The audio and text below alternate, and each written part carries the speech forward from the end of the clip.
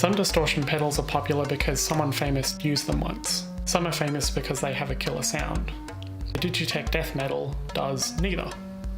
As a distortion meant for guitars, it sounds pretty terrible.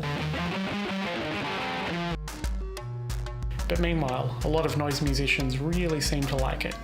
So if you look at people's noise setups, you'll see it popping up all over the place.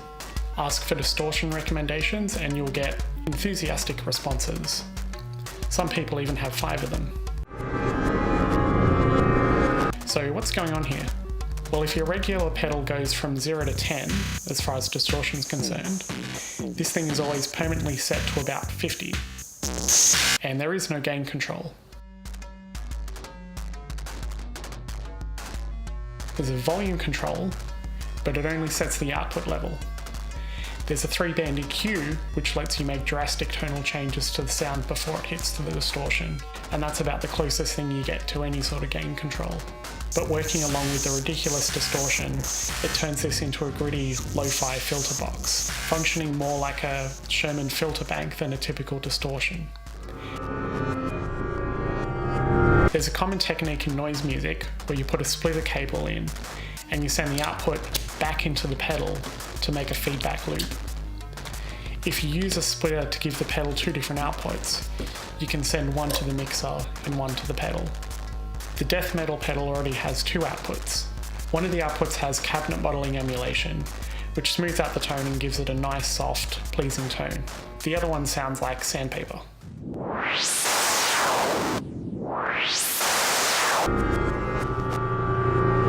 So without the need for a splitter cable, you can plug this straight back into itself and get a basic oscillator.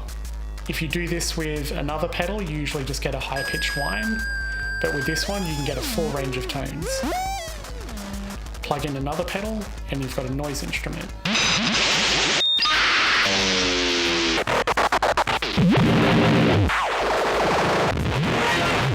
Plug in a mic, you have another instrument.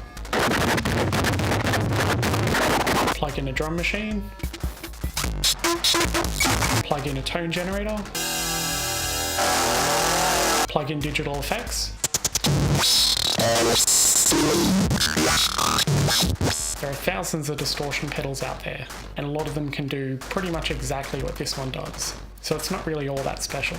But this pedal is really cheap, and I see it in music store bargain bins all the time, where they are often just trying to get rid of them at any price. I bought mine in store for about $40 brand new. The combination of cheap price, brutal EQ section, and the ludicrous, non-optional distortion makes this the most obvious first choice for anyone wanting to explore noise music. So that's all I wanted to say about the Digitech Death Metal. Hope you enjoyed this, and thanks for watching.